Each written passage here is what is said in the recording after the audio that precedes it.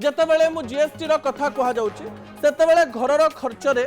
जो ग्रोसरी सामग्री थाए आ खाद्य थाए सेथिरे पूर्वरु प्राय 12% टैक्स लागुथला जीएसटी लागुथला एबे आ 12% टैक्स रहिला नहीं ता 5% होई गला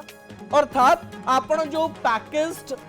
बिस्किट्स किणुथिले जूस किणुथिले विभिन्न स्टेपल किणुथिले विभिन्न जिनस किणुथिले भावंतु आपण ग्रोसरी रे आपण खाद्य रे 6000 टंका खर्च करूथिले पूर्वरु 12% जीएसटी लागुथिला जीएसटी आपण दउथिले जेतले बिलिंग काउंटर को जाउथिले एबे जीएसटी 5% को पळे आसला कारण 5% और 18% जीएसटी रहिला फଳରେ आपण जेउ जिनस गुडी को 6000 किणुथिले आपणकर संचय केते हला म आपणको कहि दवा पई चाहिबे संचय प्राय 375 टंका हला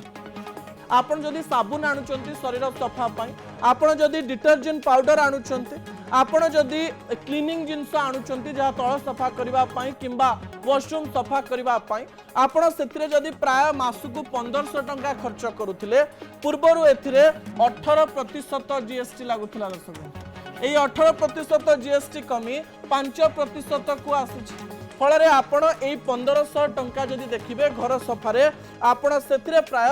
165 टंका संचय करूचंती पूर्वरु आमे जे देखिबा औषध रे 12% टैक्स लागुथिला एबे ताहा 5% को खसी आसिला जदि आपण 800 टंका खर्च करूथिले एबे आपण प्राय 50 टंका कम खर्च करिवे पोशाक पत्र जदि कथा कहबा सेथिरे 12% टैक्स लागुथिला एबे ताहा 5% टैक्स को पहुंची गला तबे आपण 75 टंका संचय करूचंती हेल्थ इंश्योरेंस रे 0% टैक्स आगरो आपण 18% टैक्स दउथिले